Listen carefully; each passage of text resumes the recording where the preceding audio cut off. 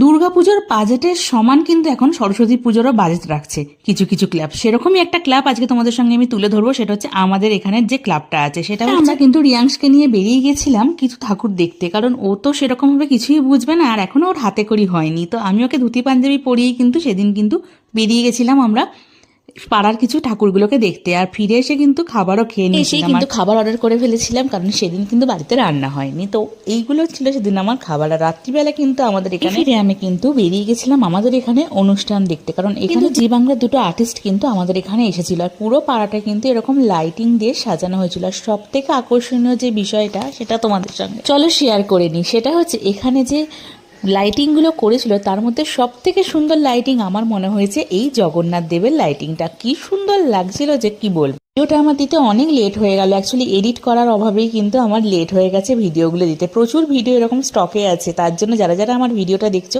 অবশ্যই কিন্তু সাবস্ক্রাইব করে পাশে থাকো। প্রচুর এরকম ভিডিও কিন্তু আসতে চলেছে, শুধু একটু এডিটের অপেক্ষায়। আর এই যে বলেছিলাম না, দুজন আর্টিস্ট এসেছে, একজন ছিল সায়ন্তনী আর একজন ছিল অনিক ধর। দুজন এই আর্টিস্টের কিন্তু আমরা প্রোগ্রাম দেখেছিলাম। আর তাতান কিন্তু এখানে এসে বেশ মজা করছিল, কিছুতেই বাড়ি যেতে চাইছিল। কিন্তু বলো তো, ছোট বাচ্চাকে নিয়ে কতক্ষণই বা বাড়ির বাইরে থাকা যায়, কারণ ওর খাওয়ার টাইম আছে, ঘুমানোর টাইম আছে। ছোট বাচ্চা থাকলে তো এগুলো একটু স্যাক্রিফাইস করতেই হবে, তাই না? আর এই ক্লাবের ঠাকুরটা কিন্তু অসাধারণ সুন্দর হয়েছিল। প্রত্যেক বছরই কিন্তু এই ক্লাব একটা দারুণ বাজেট নিয়ে কিন্তু সরস্বতী পুজো করে। আর তার সঙ্গে মণ্ডপটাও কিন্তু অনেক সুন্দর করে সাজিয়েছিল। এত সুন্দর সুন্দর সেদিন গানগুলো গাইছিল যে তোমাদের যদি শোনাতে পারতাম খুব ভালো লাগতো, কিন্তু কপিরাইট ইস্যু বলে আমি কিন্তু শোনাতে পারবো না এই গানগুলো। সেই জন্য আমাকে ভয়েস ওভার করেই কিন্তু ভিডিওটা করতে হচ্ছে, না হলে কিন্তু আমি ওপেন এই ভয়েসে কিন্তু ভিডিও করতাম।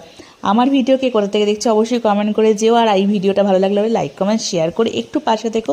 প্রচুর কিন্তু ভিডিও আসতে চলেছে, আমি ডেলি কিন্তু একটা করে ভিডিও দেওয়ার চেষ্টা করছি। এডিট হয় না বলেই আমার কিন্তু ভিডিও দিতে মেনলি লেট হয়। এছাড়াও আমার দার্জিলিং ট্যুরের কিন্তু এখনও প্রচুর ভিডিও দেওয়া বাকি আছে।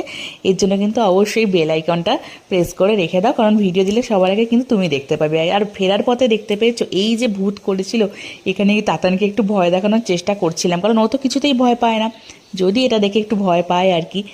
বেশ সুন্দর সেদিন আমাদের কিন্তু দিনটা কেটেছিল। আর ফেরার সময় তো কিন্তু আমি আরেকবার জগন্নাথ দেবের এটা কিন্তু ভিডিও করতে চাইনি, এত সুন্দর লেগেছে। আর তোমাদের কার কার আমার এই ভিডিও ভালো লাগলো অবশ্যই বলে যেও।